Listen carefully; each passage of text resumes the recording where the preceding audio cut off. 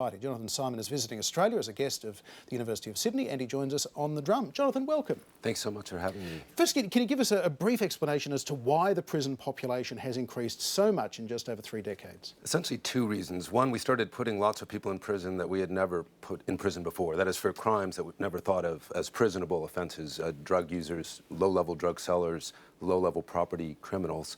And the second thing is we began to expand sentences for people that we used to put in prison, robbers, burglars, homicide perpetrators. We've essentially blown out those sentences, in many cases, to people's entire life. So we're ending up with a geriatric prison population. And is this, we've heard a lot in that sort of 30 years about sort of zero tolerance and 3 strikes you're out, mandatory sentencing, that kind of thing. It doesn't matter what the felony is, if it's your 3rd strike, you're in.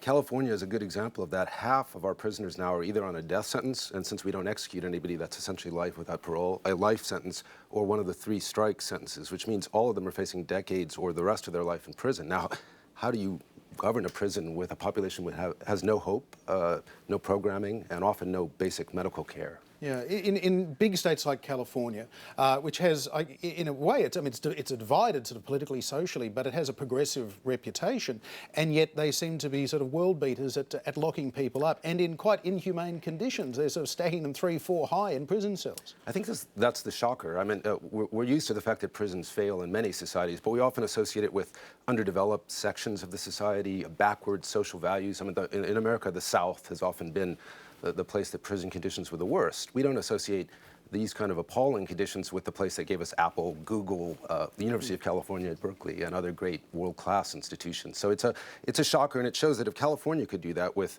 you know, a population that thinks of itself as progressive, I mean, gay marriage has been supported overwhelmingly by the legislature, then the rest of the country is really vulnerable to this. And we see overcrowding and these same really appalling medical conditions in at least 2/3 of the states now. Yeah, how much is the political system also contributing to this, given that in the US you can have people at sort of all levels of, you know, people that will be appointed in this country, prosecutors, DAs and so on. They're elected and they're often taking money from sometimes the people that are building the jails, for instance. That's right. In my first book, my past book, Governing Through Crime, I tried to understand how politicians had driven in this kind of political competition in toughness that ended up, you know, like an arms race, resulting in everybody pretty much, you know, locked at the top. Interestingly, that's kind of over now. There's nowhere to go, essentially, and there is actually some political discussion of reform, and that's very encouraging. But there's also a large set of actors, both private actors and public actors, that are now part of the system, benefit from the system, and it's very hard to, you know, to disembed that kind of control. Yeah, I mean, we have seen some liberalisation of drug laws in certain states, in places like Colorado, Washington State, also California with medical marijuana and so on. Is that where the hope lies, that some of these minor felonies, the drug possession convictions, won't see people getting sent to jail? Well, I think that's one approach that seems to be gaining favour, and I'm all for it. And the problem is it's often couched as, well, now we can use the space to hold dangerous, violent, serious criminals. And I think we really have to re-examine our approach to that. You know, violent crime is a very important social problem and often requires imprisonment. But we shouldn't think of people as violent for their whole lives. Violence is very episodic, it's very situational, and the idea that we can, you know, benefit by keeping somebody into their 50s, 60s, and 70s because they committed a violent crime at 25 or 30 is very problematic. Peter Collins, I'm interested in your perspective, having worked in these sorts of issues in one of your portfolios in New South Wales, the notion that we should only lock people up who are violent. Everybody else, we should find some other option other than prison.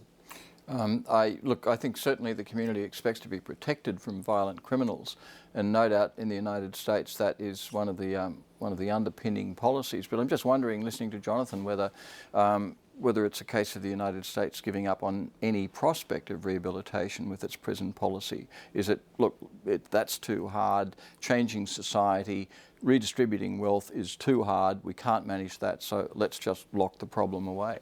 Yeah, and this is one area where I don't just blame the politicians. Academics like myself in the 70s were essentially telling leaders 2 things. One, prison reform doesn't work. We can't rehabilitate people. And actually, we were telling people that police weren't able to really stop crime, that they just pushed it from one neighborhood to another. Well, we know today, after the New York experience of the last 20 years, that proper policing can drive violence way down without incarcerating people. In fact, New York dropped its incarceration rate as it was surging to low crime rates they haven't seen since the end of the 50s. So this is it's a new day, I think. So tough law enforcement doesn't have to lead to prison? That's right. And indeed, prison is again, because it's so associated with punishment in our society, the dignity of the victim will often require us to imprison people who are not really afraid of further, say, a killer that has killed their spouse or something.